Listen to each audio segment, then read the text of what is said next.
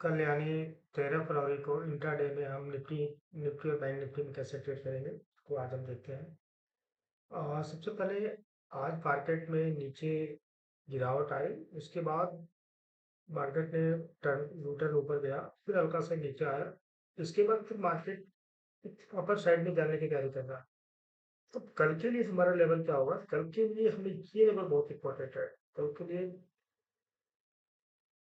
बिल्कुल ये लेवल हमारे लिए बहुत इंपॉर्टेंट है। ये लेवल अगर मार्केट यही यहीं पर रहता है, यही यही इसके नीचे ब्रेक डाउन करता है, यानी कल अगर मार्केट 22,963 से ब्रेक डाउन करता है तो हम कल कहाँ भी देख सकते हैं 22,800 कल का लो तक मार्केट एक बार आ सकता है। लेकिन काफी पॉसिबिलिटी मुझे ये लग रहा है कि मार्केट ने लास्ट आवर में काफी अच्छा ऊपर पुल बैक दिया है। तो ये अगर कल अगर मार्केट इसी के आसपास में ओपन होता है, इसी के राउंड में, और इसके बाद ये ऊपर जाता है, तो ये फर्स्ट टारगेट जो हमारा जो दिखाई दे रहा है अपर साइड के लिए, वो हमारा आएगा 23,150 के लगभग 23,150 के लेवल पर हम जा सकते हैं। तो हमें सिर्फ दो चीजें देखना है कि यहाँ पर मार्केट इसके आसपास में क्लोज करे। क्लोज करने के बाद मार्केट इस लेवल के नीचे अगर ब्रेकडाउन देता है तो हम 22,800 देख सकते हैं। और अगर इसके ऊपर मार्केट निकलता है तो ये हमें जो लेवल दिखाई दे रहा है 23,150 तक का लेवल दिख सकता है। कल एक चीज और इम्पोर्टेंट है, मार्केट का ओपनिंग कहाँ होता है। अगर मार्केट गैप अप ओपन होता है, सपोज कीजिए मार्केट इस लेवल पर कोई गैप अप किसी रीजन से ओपनिंग हो जाती है, तो यहाँ पर ज्यादा चांस है, क्योंकि मार्केट अभी नेगेटिव जोन में है, तो ज्यादा चांस है मार्केट यहाँ से नीचे रिवर्स हो सकता है। चांस है, हो सकता है नहीं हो सकता है, वो तो मार्केट ही बताएगा। तो मार्केट ने जैसा डायरेक्शन देगा, जैसा ही हमारा स्क्रीन रहेगा, हम उसके ट्रेड करेंगे। लेकिन अगर ऊपर गैप अप होता है तो एक पॉसिबिलिटी है कि यहाँ से नीचे बाउंस बैक कर सकता है। कहाँ तक आ सकता है? यही है, 23,150 लेवल तक आ सकता है। फिर यहाँ से सपोर्ट लेकर फिर मार्केट प्राइस के अकॉर्डिंग ऊपर जा सकता है। दूसरा सिनेरियो बन सकता है कि अगर मार्केट गैप डाउन हो जाता है, गैप डाउन कहाँ, अगर इसी के आसपास में गैप डाउन होता है, थोड़ा कुछ समय बिताने के बाद इस लेवल को ब्रेक करता है तो 22,800 का लेवल भी आ सकता है। लेकिन अगर बड़ा गैप डाउन होता है, यहाँ आता है, तो फिर यहाँ पर एक बाई का चांस ज्यादा बनेगा, क्योंकि ये मेजर सपोर्ट है और इतना जल्दी ये लेवल नहीं टूटने वाला है। अगर ये लेवल तभी टूट सकता है अगर गैप डाउन होने के 1-2 घंटे बाद अगर ये नीचे ब्रेक करता है, तभी ये 22,800 का लेवल टूट सकता है। तो मैंने आज आपको पॉसिबिलिटी बता दिया कि मार्केट की पोजीशन क्या हो सकती है। आपको बस ये ध्यान रखना है कि ये जो लेवल है, मार्केट की जो ये लेवल है, ये इसको आप नोट करके रखना है। मार्केट की इस लेवल को देखना है, ये और ये लेवल, ये यहाँ पर अगर ये चीज ध्यान रखना है कि यहाँ पर ओपनिंग इंपॉर्टेंट है। अगर यहाँ पर ये क्लोज, अच्छा ये चीज, एक चीज ध्यान रखना है, ये जो लेवल है, इस लेवल पर जो ब्रेकडाउन होगा वो तभी सस्टेन करेगा जब 15 मिनट का कैंडल क्लोज करेगा।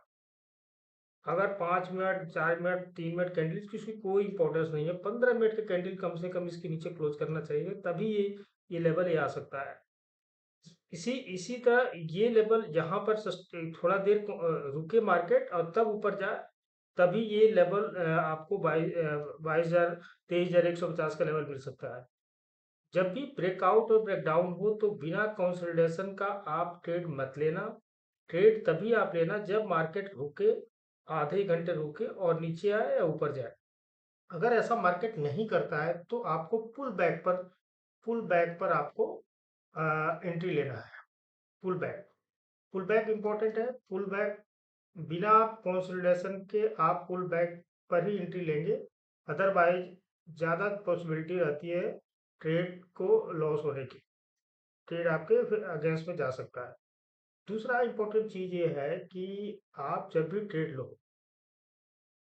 तो सबसे इम्पोर्टेंट ये है, सपोज कीजिए कल मार्केट का ओपनिंग यहाँ होता है और ओपनिंग होने के बाद ऊपर तक ब्रेकआउट देता है, तो आपको चेक करना है कि क्या बैंक निफ्टी ने उसी समय ब्रेकआउट दे रहा है कि नहीं दे रहा है। अगर बैंक निफ्टी ने ब्रेकआउट नहीं दे रहा है तो आपको ट्रेड नहीं लेना है। तो आपको पैरेलल निफ्टी और बैंक निफ्टी को साथ लेकर चलना है। अगर सपोज कीजिए कि बैंक निफ्टी ने ब्रेकआउट नहीं दे रहा है और आपने ट्रेड ले लिया, सपोज कीजिए कल मार्केट इस लेवल के नीचे ब्रेकडाउन देता है और पैरेलल निफ्टी भी देता है, तभी ये नीचे सस्टेन कर पाएगा, तभी आपका 22,800 का टारगेट मिल सकता है। इसी तरह सेम है, अगर मार्केट ओपन होकर ऊपर चला जाता है तभी आपका ये टारगेट इस लेवल के बाद रुकावट है। तो यहाँ पर जैसे मार्केट बैंक निफ्टी है, वहीं वहीं पर आपको निफ्टी को भी आपको इसी पोजीशन पर एग्जिट करना पड़ेगा। जैसे ही ये रेजिस्टेंस पर जाएगा बैंक निफ्टी, आपको वहां निफ्टी कर, तो कल आपको जो प्राइस एक्शन समझ में आ रहा है, जो मुझे दिखाई दे रहा है, यही दिखाई दे रहा है कि आपको कल मार्केट को ओपनिंग देखना है, और अगर फ्लैट ओपनिंग होती है, थोड़ा कंसोलिडेशन करने के बाद आधे घंटे के बाद कंसोलिडेशन के बाद ऊपर जाता है तभी ट्रेड लेना है। और निफ्टी में अगर ट्रेड लेते हैं तो बैंक निफ्टी के बिना देखे हुए पैरेलल आपको उसकी भी ब्रेकआउट होना चाहिए। अगर वो शांत है, अगर वो कुछ नहीं हो रहा है, तो फिर आपको अदर अदर इंडेक्स है, जैसे रिलायंस है, रिलायंस आईटी है, निफ्टी ऑटो है, वो आपको देखना पड़ेगा, अदरवाइज ट्रेड आपके फेवर में नहीं होगा। तो कल देखते हैं मार्केट कल कैसा होता है। इसके अलावा हमारे पास कुछ कल के लिए कुछ स्टॉक हमने आइडेंटिफाई कर रखे हैं, जिसमें से एक हमें बुलिश ट्रेंड दिखाई दे रहा है। तो उसमें हमारा जो स्टॉक कल का है वो इंडस बैंक का है, इंडसलैंड बैंक का है, जो बुलिश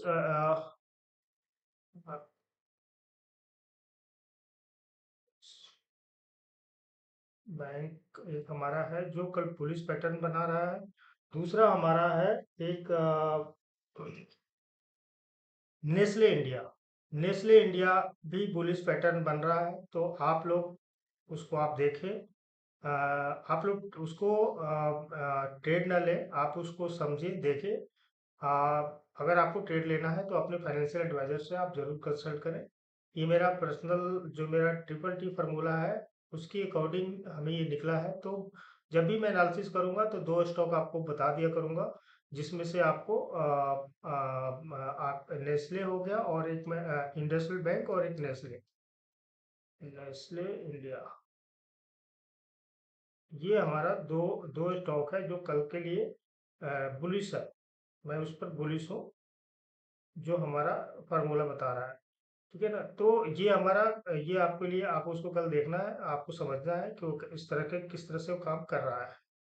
अगर आपको ट्रेड लेना है तो अपने कंसल्टेंट, इसमें मैं एसएल और वो भी ये पोजिशनल ट्रेड इंटर ट्रेड नहीं है, ये पोजिशनल ट्रेड है।